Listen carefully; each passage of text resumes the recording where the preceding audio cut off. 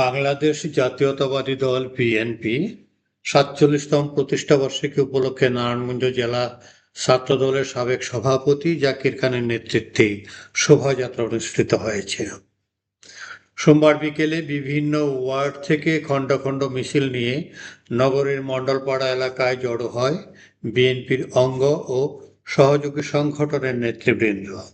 আলোচনা সভায় বক্তব্য দেন নেতৃবৃন্দ। পরে জেলা ছাত্রদলের সাবেক সভাপতি জাকির খানের নেতৃত্বে বাদ্যযন্ত্র সহ বর্ণাঢ্য শোভাযাত্রা বের হয়। শোভাযাত্রাটি নগরীর চাষাড়া গোল চত্বর ঘুরে ২ নম্বর রেলগেট হয়ে আবার মণ্ডলপাড়া গিয়ে শেষ হয়। বিশাল শোভাযাত্রায় বিএনপির অঙ্গ ও সহযোগী সংগঠনের নেতাকর্মীর পাশাপাশি বিভিন্ন শ্রেণী পেশার লোকজন অংশ নেয়। এ সময় নারায়ণগঞ্জ জেলা ছাত্রদলের সাবেক সভাপতি জাকির খান বিএনপির প্রতিষ্ঠাবার্ষিকী উপলক্ষে নারায়ণগঞ্জবাসী ও দেশবাসীকে শুভেচ্ছা জানিয়ে বলেন, দলের প্রতিষ্ঠাতা শহীদ প্রেসিডেন্ট সাবেক রাষ্ট্রপতি জিয়াউর রহমানের মাগফেরাত কামনা করেন তিনি। দেশনেত্রী বেগম খালেদা জিয়ার সুস্থতা কামনা করেন। তারেক রহমানের দীর্ঘায়ু কামনা করেন তিনি বলেন, তারেক জিয়া এদেশে আসবে বীরের ভেসে।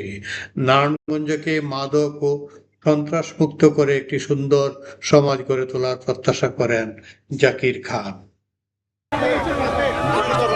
প্রতিষ্ঠাবার্ষিকী উপলক্ষে আমরা দেশবাসীকে এবং আমার নারায়ণগঞ্জবাসীকে শুভেচ্ছা জানাই। সাথে সাথে আমার শহীদ প্রেসিডেন্ট জিয়াউর রহমান স্যারের দলের প্রতিষ্ঠাতা, তারও মাগফিরাত কামনা করি এবং আমাদের দেশ নেত্রী অসুস্থ আছে, তারও সুস্থতা কামনা করি। তারেক রহমানের দীর্ঘায়ু কামনা করি এবং তারেক রহমান এই দেশে আসবে বীরের বেশে।